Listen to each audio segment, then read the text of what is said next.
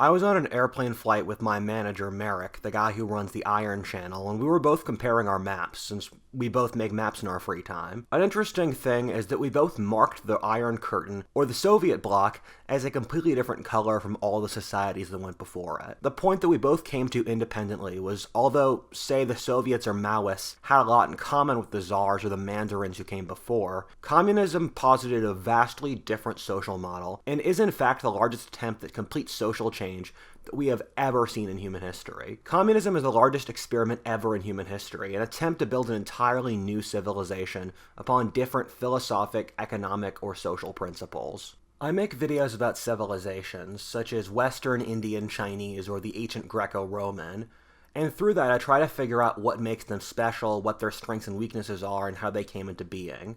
I started writing this video as an attempt to understand communist civilization, which briefly ruled 1/3 of the human race in the middle of the 20th century. I didn't succeed at that, and what this video inevitably turned into was an explanation for why communism failed as a civilization and was never able to entrench itself fully, and really explaining the theology and the sociology of how communism operates as a religion, and from that, what its failures were that prevented it from becoming a long-form civilization. Even though communism is burnt out in its original form, however, you can still see its children being some of the very most important players in the modern world. A problem I often see with philosophy is that it can become navel-gazing or intellectual masturbation that's intellectually disconnected from the actual physical evidence.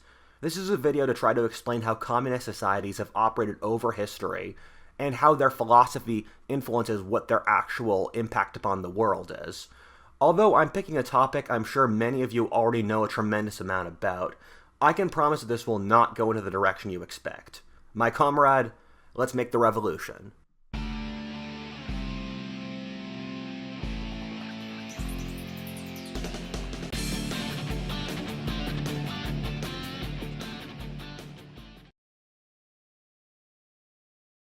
Marx lived and wrote in the middle of the 19th century and was a secularized Jew originally from Germany who immigrated to London for intellectual freedom. The environment he grew up in influenced his worldview in a very profound way that we're going to look into now. Life at that time was incredibly brutal. The whole world was experiencing acute overpopulation, and so that meant human life was very cheap.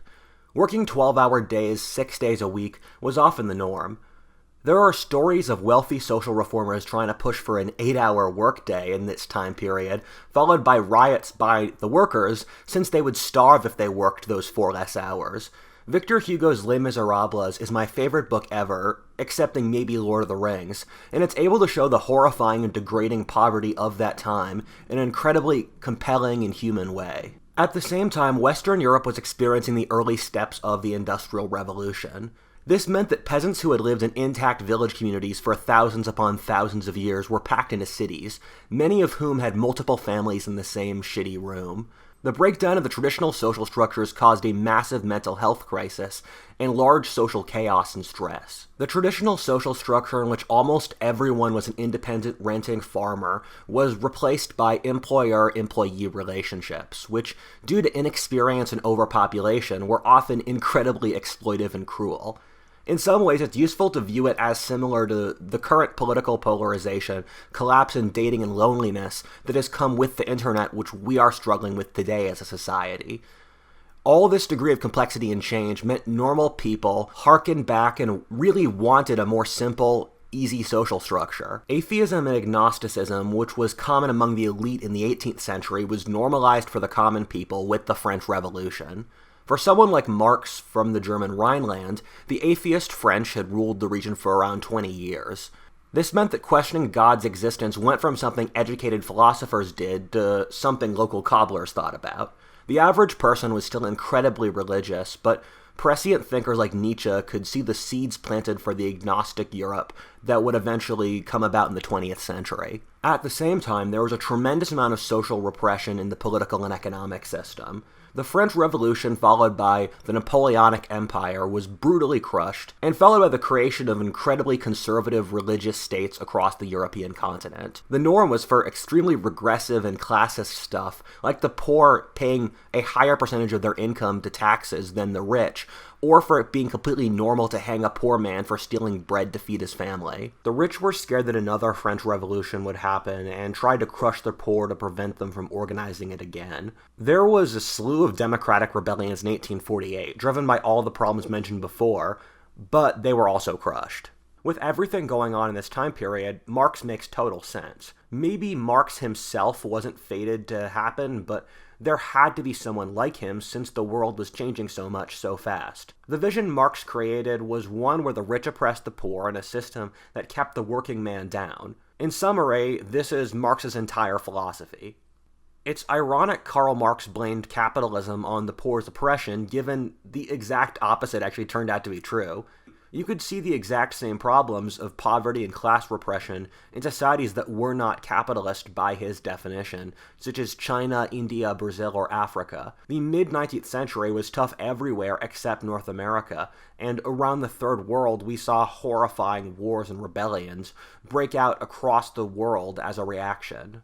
This includes the Taiping Rebellion in China, the third bloodiest war in history, which killed 30 million people, famines in India, which also killed 30 million, and the famine of 1876, which killed 70 million people around the world, or more than World War II. When Marx was writing, this looked to be the path Western Europe would go down. However, the irony is that the exact opposite happened. Western Europe for the 150 years after Marx saw extremely rapid growth in standard of living and social mobility. Much of the dirt-poor working classes in Marx's time became comfortable middle class. Due to increases in productivity, by the time of World War I, the average person worked less hours, was much better fed, housed, and about everything else. This was also part of the reason for why there was such profound patriotism around World War I, because people were proud of the progress their societies had made.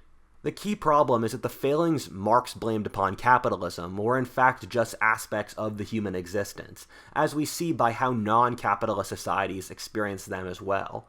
However, the great irony is the capitalist societies were the only ones able to escape this trap, since capitalism allowed enough social mobility and technological progress. As we'll see later, communism never had much appeal in actually capitalist societies for this reason, and was only able to garner support in the feudal agricultural nations like Vietnam, Russia, Cuba, or China. The irony is that Marx said that communist revolutions would only happen in the very most developed nations. However, what happened in the real world is that the most developed countries, when they picked an authoritarianism, universally went for fascism, and only agrarian, non-industrial ones were communist.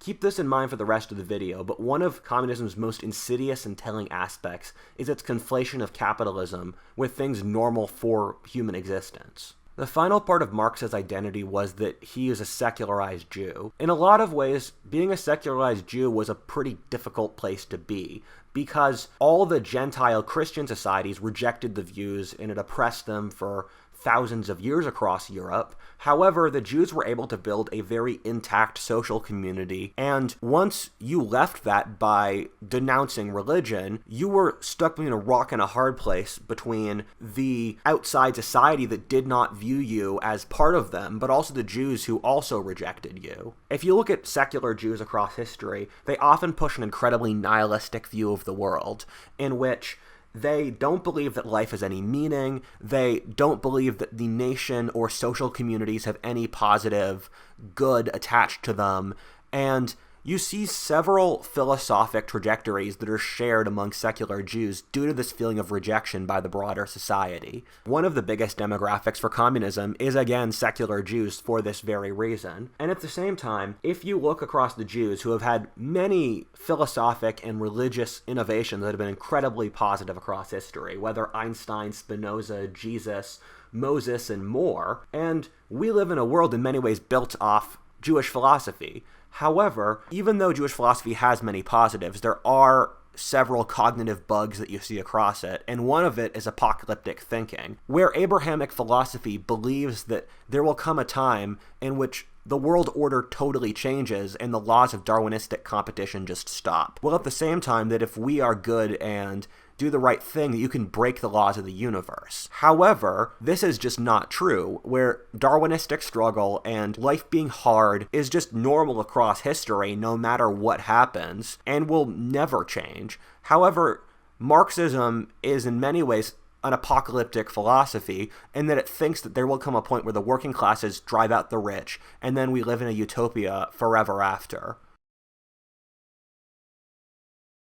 In my videos, I've consistently called communism a religion. This is since, according to Durkheimian terms, it totally is. A religion provides community, a story about how the world works, rituals, and establishes the sacred. Communism does all of this. Religions don't need God, which you see with Buddhism or Confucianism, and communism occupies the same brain space as a religion, which you can tell by it being, by all accounts, impossible to convince a communist that it's failed or wrong. Trying to convince a communist that communism is wrong is like trying to convince a Catholic that the Virgin Mary never existed. The main reason communists really get pissed off at calling them a religion is they view all religions as false, as according to Marx, while they are true, thus making the comparison insulting for them. But that's also what religions say, just saying that they are the truth and all other religions are false. However, if communism is a religion, where does it fit in? What's its theology and the effects of its theology? Communism is very clearly part of the Abrahamic tradition. My friend Kurt Doolittle has made this chart of how all the elements of the Abrahamic worldview continue with communism.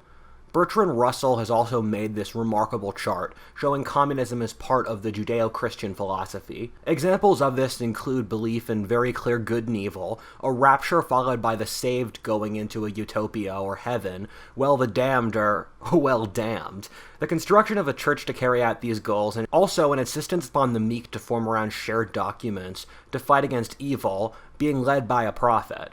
Also the belief in universality, or something peculiar to the Abrahamics and Axial Age religions, that their message is universal to all peoples, and all cultures will be united by this shared new religion. Communism is a twisted mirror of Christianity, and most of its so-called objective rational beliefs come from what they would call irrational Christian beliefs, such as the equality of all people, the importance of the meek or progress. If you look at non-Western cultures, none of these beliefs are taken for granted. Nietzsche or the Nazis are what a real attempt to move beyond a Christian value system looks like, while Marxism is just a mirror of Christianity. I'm making my bias show here, but through this video I want to show why I believe this bias is correct. But the theologian René Girard said that evil takes on the outward trappings of good, but in its actions does the exact opposite. When you see communism, you're seeing the outward forms of Christianity as mentioned before. However, the actual thing communism tells you is kill the rich and install an autocratic state, and has no sense of moral values or moral standards. Humans have masculine and feminine sides, and I'm going to have to make a video about this, but just think of your parents. Your mom's role is to ideally provide psychological stability and love unconditionally, and your father's is to be a bit tougher and instill discipline. Your mom creates psychological stability, and your father helps you become more of a competent actor in the real world. Across world history, each society shows a pairing of masculine and feminine ideologies to give that culture balance. When a society is purely masculine or feminine, it hits serious problems. In China, this balance is Confucianism and Taoism, and in the West, it's been the rational, aggressive, warrior Indo-European heritage and the Judeo-Christian. Traditionally, the aristocracies were trained in Greek logic and heroic tales, taking more from the first tradition, and the peasants used Christianity as a motivating factor to keep going in a hard world, and one with severe hierarchies that were often oppressive. However, as the former peasants rose to political power over the industrial period, as well as women got a larger role in society, Christianity was turned into a political ideology, while removing the theology, which is communism. In the same way there's toxic masculinity, there is toxic femininity, and communism in many ways is a toxically feminine worldview, in the same way Nazism is toxically masculine. Imagine what a toxically feminine worldview would look like, by just seeing how women act in the world. The negatives of femininity, even though there are many positives, are envy, using shaming for social games and power, relational warfare, materialism, the attempt to escape responsibility, using empathy when logic is what's really necessary, magical thinking, and a desire for equality or crabs in the bucket thinking at the expense of merit. This is communism personified, and there is a reason that in social science studies, people with more feminine-oriented personalities, which includes a good chunk of men, correlate very heavily with leftism. For example, the assumption of human equality is just not true. Some people are born much smarter, harder working, and kind than others. We know genetics influence about half of everything from intelligence to personality to hard work. A society that operates off the assumption that everyone has the same abilities is just going to fail. However, this belief in equality comes from Christianity and is more appealing to people with feminine mindsets, since it involves the externalizing of family relations to politics. Liberalism offers under what I believe to be a pretty good assumption that you should treat people legally equally and allow as much merit through dispersed education as possible, but communism takes it to equal outcome. Families operate through everyone sharing and women's traditional role being gatherers, where everything is shared among the group.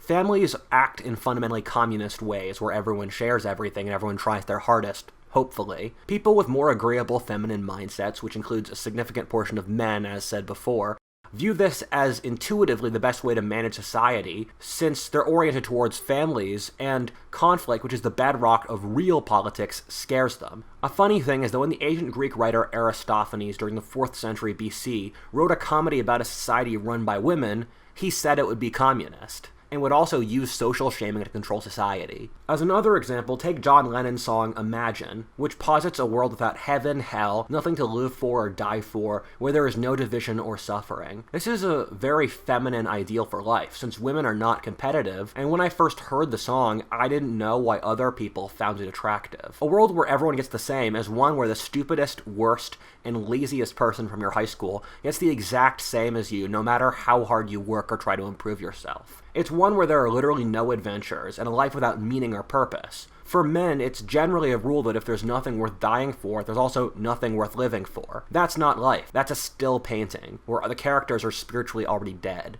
However, many people found Imagine to sound like a paradise on an intuitive basis. Something I'm not going to cover in as much depth here because I've already spent a lot of time in these two videos explaining it, is that societies are often driven by guiding emotions, with guilt being the one in the West, shame in most Asian societies and other cultures around the world, or fear in tribal groups. And communism's driving emotion is envy, and that the thing that motivates people to have the revolution is the destruction of the rich. And then the second the communists do kill the rich, they start to cannibalize their own social structure, meaning they have no other system of values. You can tell that communism is driven off envy due to its continued popularity with intellectuals, even though it's failed countless times and killed millions, and if they actually care about helping the poor, they would look at ideologies that have been successful at it. And when you see communism, they kill the rich and even middle-class people, and what they end up doing is they make the poor starve, and so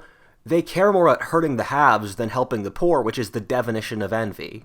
Communism makes a series of incorrect assumptions around the world that doom it in actual application. The first is that economic growth and progress will just magically happen. The reality is that these are things that are pretty rare over history and can be destroyed in exchange for the norm of stagnation. You should encourage people who are making progress or economic growth because they're pretty rare. Communists don't think about how money is produced, rather how it is divided. Communists also assume everyone has equal morality, capability, and drive, which is not true at all and can be very easily proven to not be true. They assume that human nature does not exist, and every aspect of human culture can be programmed by socialization or education. This is called the blank slate, and has also been proven to become completely scientifically false. They assume men and women are mentally the same, which has also been proven to be false. Communism says that rulers are purely evil and the oppressed are purely good, which also can't be true since reality is complicated and everyone is just a human being, with both negative and positive traits. And rulers or successful groups have to be good at least something to stay in or get power. Communism starts with so many easily provable false premises that it's doomed in the real world. Communism starts with what wants to be reality and then is shocked when real conditions don't match up with it. Worse than that even, they shame and try to destroy the careers of anyone who disagrees with what are really their fantasies for how they want the world to operate. Communists compare the current society to a utopia since they are operating under false premises. As said before, they cannot realize that capitalism is an imperfect choice in a world of many terrible choices. Communists say that capitalism causes poverty, oppression, inequality, and everything else, since they believe human nature is perfectible and naturally good, and thus there can be a perfect alternative that we're missing. However, comparing democratic capitalist societies to any other across history or the world shows them to be better at all of those things, including communist ones. Thomas Sowell has this fascinating distinction called the open and closed view of the world, in that communists have an open view of the world, or that humans are inherently perfectible and good by nature, and then oppression makes them bad and makes life harder, and thus any difference you would see is caused by oppression, whether between ethnicities, men or women, social classes.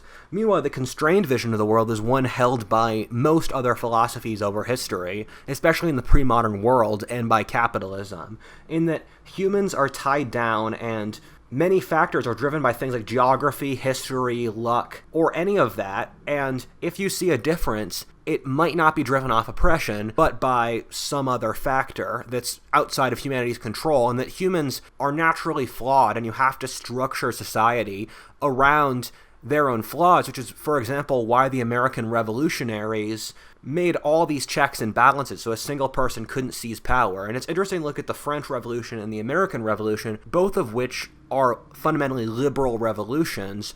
The American Constitution, built off the constrained vision, has lasted for 250 years without interruption. Meanwhile, the French Revolution, built off the open vision, degenerated into tyranny within several months. And the open vision sounds silly in these terms, however it's incredibly enticing because it paints the people pushing it as liberators, and since humanity's naturally good, they don't have to self-reflect because they're the good people trying to save the world, and they can't do any wrong.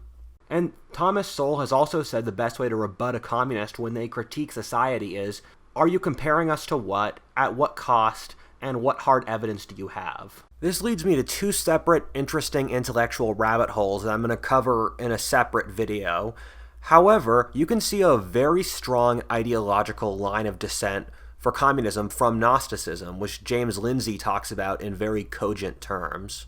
Gnosticism was a religion from the Hellenistic period, stretching back to before the birth of Christ, and later evolved into a sect of Christians. However, Gnostic beliefs are fascinating. They hold that the God of the Old Testament is the devil, who made an evil and crooked world to torture humanity. Meanwhile, the person who Christians call the devil, who gave mankind the fruit of knowledge to liberate him, and Jesus is just trying to liberate us from the God of the Old Testament, who is the devil. Basically, they swap the Christian devil and God for the other position. The founding truth of Gnosticism is that man is a god who needs to realize his inherent divinity, while that of Christianity is the exact opposite, or that humans are not God and ought to remain humble and submit themselves to God. The Gnostics said they were an association of people who realized this hidden truth, or the nous, which is Greek for knowledge. By joining the Gnostics, you gained hidden knowledge that others outside did not have. This is why when you debate a communist, they'll say, you don't understand Marxism, or you need to study Marxism more, even if you've read thousands of pages on the subject, as I have, since they believe that once you understand its hidden truth, you will immediately convert. Thus, you really can't understand and disagree with good faith.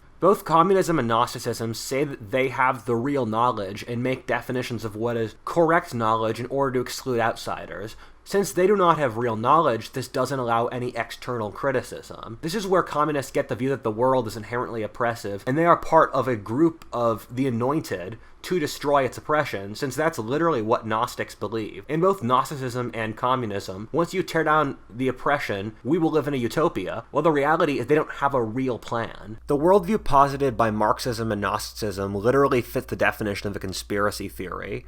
The difference between an actual articulate worldview and a conspiracy theory is the first allows the perspective and self-interests of the conspiratorial factions, while conspiracy theories view the whole perspective of everyone teaming up against your faction. And it was sort of true in Marx's time that the entire European elite had teamed up to crush the working classes, but the reality across almost all of history is the elite itself is split, and elites in foreign countries are happy to help the rebels in other countries for their own gain.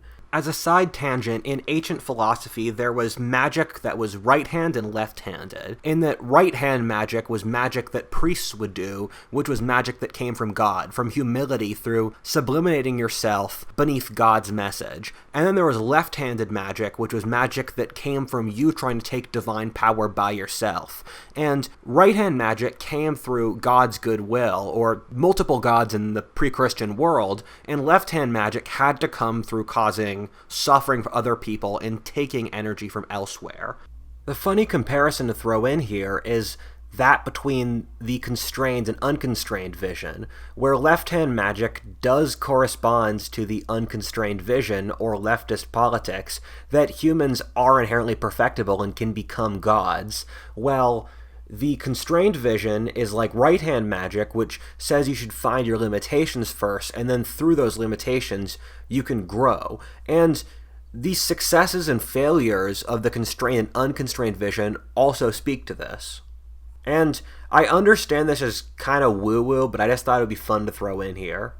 The connection between an ancient philosophy and a modern might seem tenuous. However, Gnostics operated in hidden associations, which we have lots of proof for, so that isn't a conspiracy theory, and heretics like the Cathars were Gnostics. There were lots of Gnostic mystic associations or clubs in early modern Europe, with these being ideas that were in wide circulation among the educated community, with Germany being an especial hotbed. These kinds of secret religious associations might sound strange to us today, but remember, this was a very religious society where basically every educated person studied some degree of religious philosophy, and so these were widely circulated ideas. Hegel had studied this, and it seems likely he was in one of these secret philosophic associations from language and terminology he's used.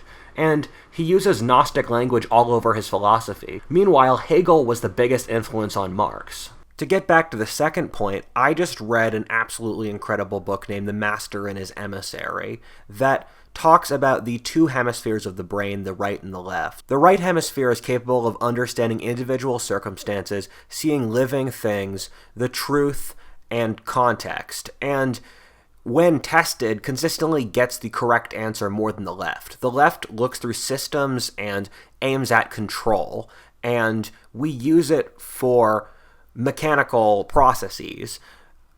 The point the author makes is the right, the master, needs to be in charge, and the left is its emissary that allows it to act through the world. And as the modern world has progressed, we have betrayed the right hemisphere and developed worldviews built purely off the left.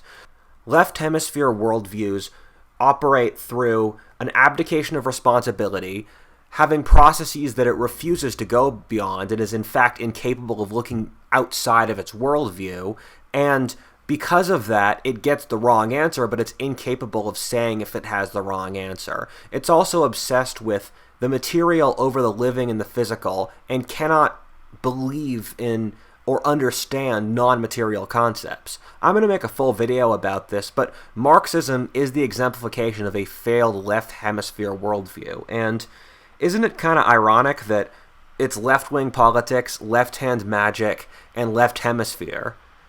People who are stuck in the left brain are incapable of giving good criticism because they're incapable of thinking in a thought process besides theirs. Thus, when they criticize others, they are in fact just projecting their faults. And this is ironic with the communists because everything that they blame the rest of society for are their problems that you can criticize them for. Communists blame the rest of society for being obsessed with power, entirely cynical, believing in no values, and once they get into power, completely repressing and turning all of society into a tool for repression. And guess what? That's a pretty apt descriptor of how communists act. One time, there is a communist YouTuber who criticized me and made a lengthy video doing so, and I wrote down all the criticisms he made of me, such as, this guy does no research, he just says what's on his mind, he's just speaking off the cuff, he's a narcissist, he uses ad hominems, and all of them were a perfect descriptor of what he did.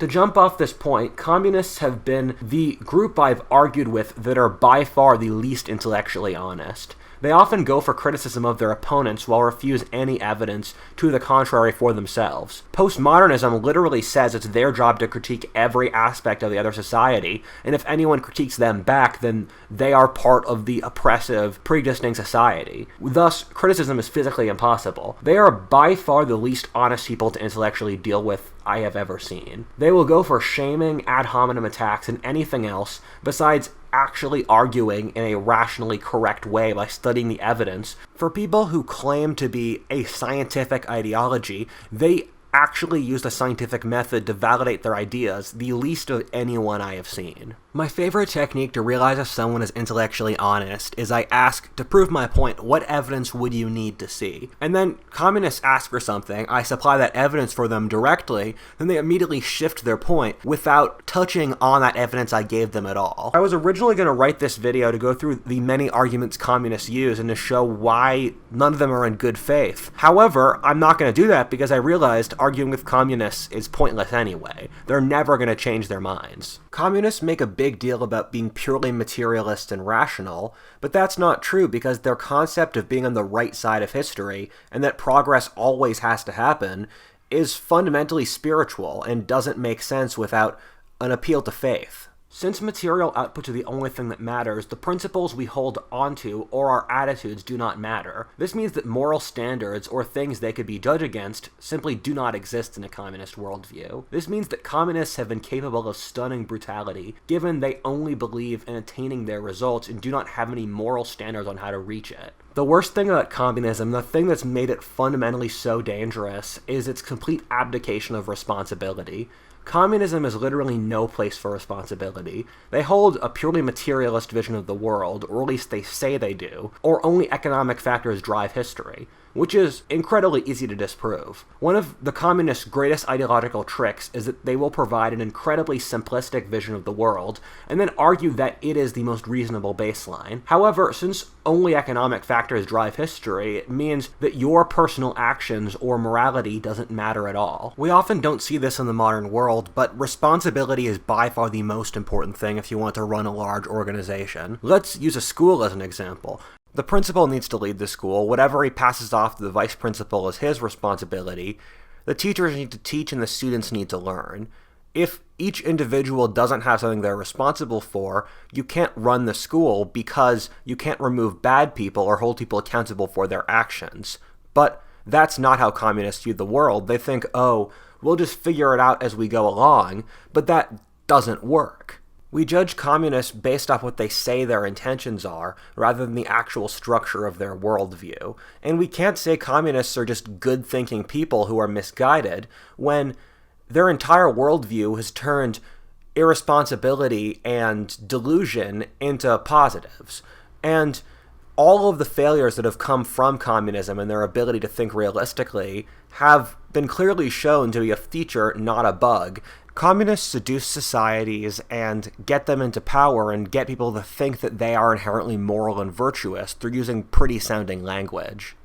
However, the world communism posits is one completely without responsibility. It is one where losers can never be judged more harshly than the successful. In fact, the losers are always good no matter what they've done, and the successful bad no matter what they've done. This flies in the face of Darwinism, which posits survival of the fittest, and everyone in principle agrees with Darwinism, but philosophically communism is a complete rejection of Darwinistic science. And thus, without this rejection of standards, there's nothing they can be held against. When communists seize power, they never think out who is responsible for each of the actions to build a utopia, or have a real plan given they use magical thinking. Instead, they just think everything is going to work out. This has always resulted in the rise of the most horrifying autocracies in history, as since the whole society is built off a policy of abdicating responsibility, it naturally falls upon a despotic ruler. This abdication of responsibility is something that you can very clearly see in the figure that is probably Marx's biggest influence, Rousseau. In most ways, I view Marxism as a fully fleshing out of Rousseau's ideas and the ideals of the French Revolution. Rousseau holds that the will of the people, as manifested in an authoritarian ruler, is the most important thing. This is incredibly vague, since it falls into communism's biggest mental fallacy of assuming human nature is perfectible and is by nature good.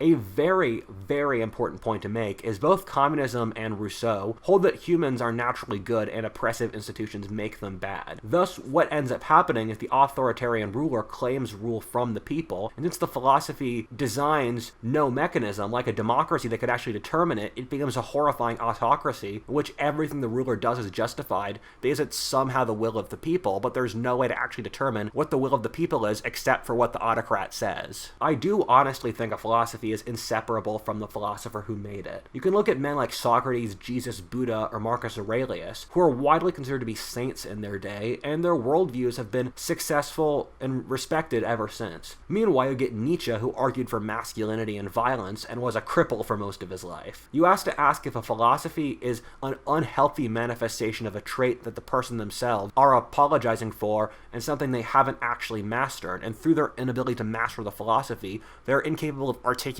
it in a realistic way. This test makes Rousseau and Marx look incredibly bad. Marx was a broke loser for his whole life who refused to hold a job, thus resulting in 2 of his children starving. He was educated, so he totally could have afforded to keep them fed. He cheated on his wife with his maid, who he also did not pay. He wouldn't let his children visit their mother. He was widely known as a cruel and authoritarian person, and even racist, even for his time, as well as a plagiarist. Voltaire was similar, being unwilling to hold the job, committing adultery, letting several of his children die of starvation out of his own laziness. He loved to be spanked by his mother. Why are we letting these losers, who completely abdicated responsibility in their real lives, tell us what to think and believe about the world? Why don't we actually follow men we respect?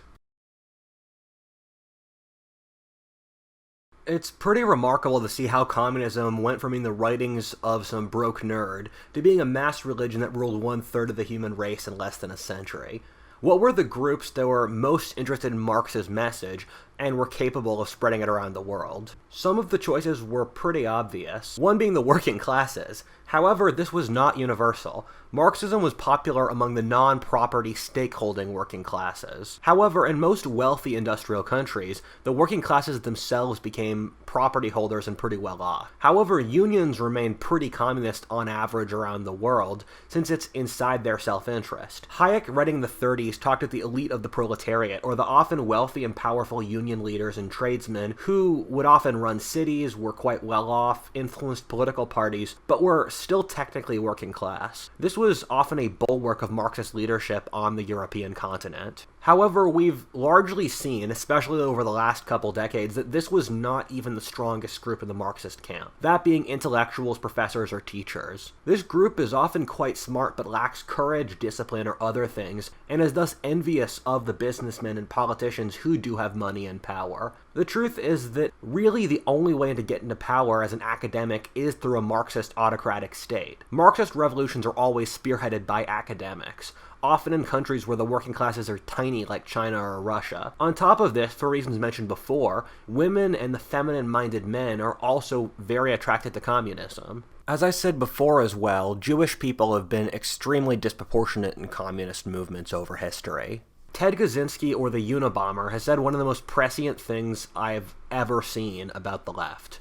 He said that they were a reaction to over-socialization in the modern world. People are much less free today than we imagine. Almost everyone in the pre-modern world had their own little farm and had authority over their families even if they were desperately poor. They lived in villages and only dealt with people they knew for their whole lives. The nanny state wouldn't get into your face out starting bar fights, and you didn't have a boss to say you couldn't grab some drinks with your friend at lunch. However, modernity makes people feel much less powerful and like they are ants living in apartment buildings, not knowing their neighbors, working for a boss who doesn't care about them at all in a uniform large corporation, dealing with impersonal bureaucracies all the time, even in dating with dating apps. Well, a bureaucratic school raises you and your kids. This creates a subconscious desire of power and impotence at our lack of power against the bureaucratic machine that is modern life. We know communism isn't driven off poverty. Poverty is the norm across human history, and communism is incredibly recent in its current form. Almost every era dealt with poverty through religion, which by all accounts is a much better choice. However, communism stems from a desire for power by disempowered people. Let's imagine this way. What what would a power-hungry ideology from an era in which individual people feel like ants look like? It would want to get power for the powerless, and then would be resentful of any moral principles it could be judged against. Thus, it would claim to be perfect and then would execute a complete authoritarian power fantasy upon reaching power every time. At the same time, communism is driven by the two most over-socialized demographics, those being academics and the classes that are working for someone else in a large factory. All the demographics that have agency in their own lives, like small business owners, farmers, and others who are often still quite poor, tilt markedly conservative. If you want to kill communism forever, improve the strengths of families, small businesses, and religion. If we find a way to return to the pre-industrial norms of everyone running their own little plot of land or business, people will feel agency in their lives as well as being stakeholders, and communism will stop making sense. If people have intact families, they will view that as a sense of agency and stabilization in their lives, rather than turning to ideologies to balance the void in their souls.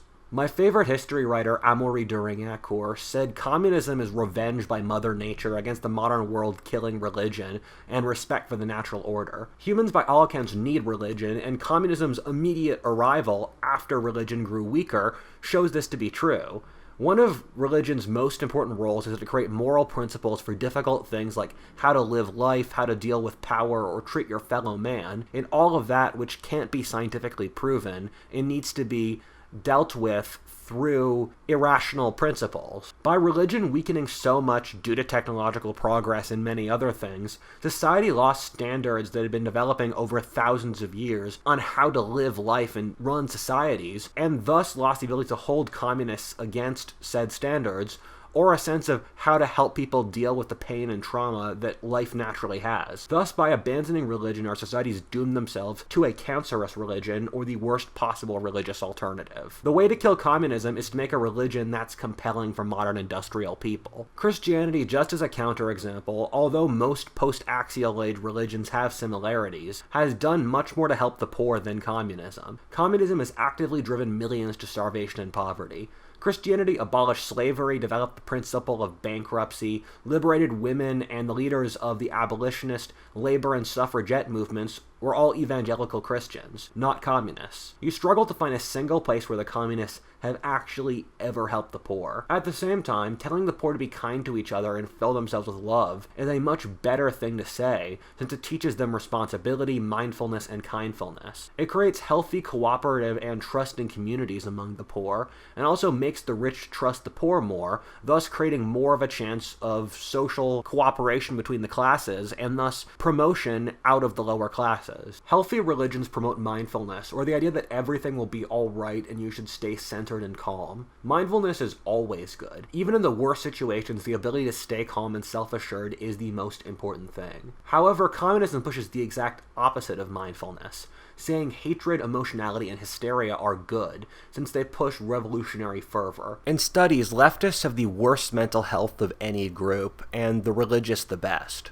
The interesting thing is that Marxist states did not develop in the highly advanced capitalist countries that Marx predicted they would, yet rather in feudal pre-industrial societies such as China, Russia, or Cuba. You can watch my video on family structure, but all the societies that willingly became communist have the same family structure, or the outmarrying clan. The social model among these societies is that everyone in the family stays in the same family, with the father arranging marriages for his sons, as well as providing work, while also maintaining authoritarian power among his sons, all of which inherit equally upon his death. People's family structures model what they naturally believe to be fair, since they grew up with it. At the same time, this family structure made ideas of authoritarianism, equality, and communism seem natural, since that's how their family structures work as largely communist, dividing land that's shared between all the different sons. Thus, as empires broke down with modernity and peasants rose to power in these societies, they created governmental systems that modeled the clans they came from. These were societies where people's whole lives were with their families. Their parents got them work, arranged their marriages, and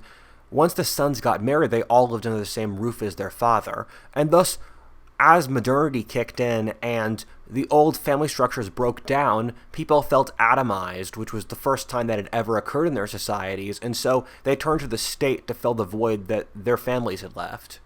An interesting side note is that there is this political triangle in which the three edges are communism, individualism, and hierarchy. This is based upon those being the three separate economic relations that are possible in human societies, with different societies picking different ones to differing degrees. Here's a text wall for more data.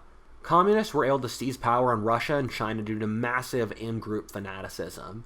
In both cases, the communists were less than 5% of the population at the start of their civil wars, but were able to gain power over the whole country. And actually, the most radical communist factions were the ones that won out, since they had such intense loyalty inside their groups. They also had no moral qualms and were willing to do absolutely brutal things in order to establish their authority. We literally have records of Mao Zedong saying Chiang Kai-shek, his rival in the communist civil war, was too much of a nice guy, and that Mao would deliberately cause mass atrocities to break Chiang's will to fight. At the same time, you can see the same Machiavellianism being used with Lenin cutting a deal with the Germans, while his native Russia was still at war with them. The mass stealing of resources from farmers, done in all the major communist civil wars, or Mao not doing a lot to fight the Japanese, instead letting his nationalist opponents do the patriotic war against the outsiders to wear themselves out, thus making the nationalists weak so the communists could swoop in and destroy them. We all know what happened at this point. After seizing power in Russia and China, communism spread across most of Asia and had experiments basically everywhere else in the world. What followed is the bloodiest event ever in history by a significant margin, killing somewhere around 80 million and stunting population growth in that whole region of the world, probably preventing population growth numbering in the hundreds of million. There was mass famine, totalitarianism, and throttling of their societies. This occurred in every communist nation, no matter where in the world, whether in Angola, Cuba, Russia, China, and it nearly happened in Indonesia or Chile. If communism was a scientific experiment, it's been tested in every single climate, civilization, or income range. It's also had all kinds of alternatives such as Trotskyite, Stalinist, Maoist, Arab, or Third World. Communists always act as if they were the underdog, and one of their biggest arguments is that they failed due to lack of support from the liberal capitalist world. However, the great irony is that for most of the Cold War, the communists controlled a much larger geographic area, a third of the human race, and far more people than the capitalist world, as well as a significant amount of resources. And the thing is, if you control a third of the human race, and that's not enough for your ideology to succeed, then your ideology is just terrible, because those are incredibly optimal conditions. The great irony is that the intellectuals who spearheaded the revolution lost out every single time. What always happens was that some thug, almost always from a criminal background before the revolution, was able to seize total power, and then went about purging every faction of communists who did not completely agree with him, eventually even purging those who did agree with him to instill fear among his followers. Societies are living, breathing organisms and have various institutions to perform roles and make them richer, and the communists went out trying to kill every single institution that wasn't directly leading back to their leader. In Russia, this was done to the largest degree, killing off the indigenous family, religion, officer class, intellectuals, lots of ethnic minorities, including, ironically, the Jews who spearheaded the revolution in a large degree, as well as academic, intellectual, and artistic institutions, burning every institution in the society except for the secret police who carried it out in the first place. Communism thus ended up being a cancer that ate its civilizations without really giving them anything. And you can see this in the lost potential in lots of countries, Russia being the most notable, where before the communists seized power, Russia was industrializing extremely rapidly, its population was growing massively, and it was a massive military, artistic, and intellectual powerhouse. However, the Russia that the communists left was a shell of a country, and people often say that the communists promoted literacy or fast economic growth, but if you compare communism to any other similar kind of development at its era, you can't find a single statistic where the communists do well. Communist countries during the Cold War were often more unequal than Western capitalist ones. If you compare a country like Chile or Cuba, where people say Cuba has better literacy or has better health, and Chile meanwhile went capitalist, Chile does better in every single statistic, even though Chile and Cuba started out in the exact same place. Communism was such an abject failure that at the end of the 20th century, the ruling class lost any will to keep going. The Soviet Union was dismantled from inside, and China and Vietnam turned capitalist. Living off materialistic assumptions meant that when the communists very clearly failed economically compared to capitalism, they had no legs to stand on. Meanwhile, communism in the West morphed into supporting women and ethnic or sexual minorities, but that's a different video.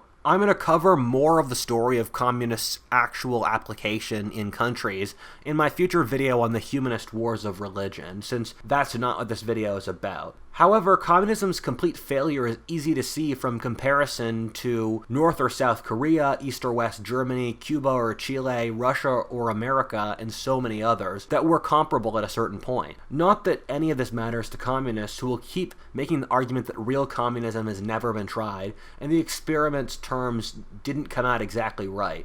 We just don't get their real nos, and we're not part of the no. However, you can use this argument for any movement. You can say real fascism's never been tried, the real Inquisition's never been tried, and if your philosophy demands absolutely perfect conditions to succeed, you have failed, because the world will never provide that. I hope this video has been able to show you why this is wrong, how communism as a philosophy is so flawed as to be completely ineffective in application due to not fundamentally understanding how the world works. As Thomas Sowell said, communism is a good idea compared to what, at what cost, and with what real evidence.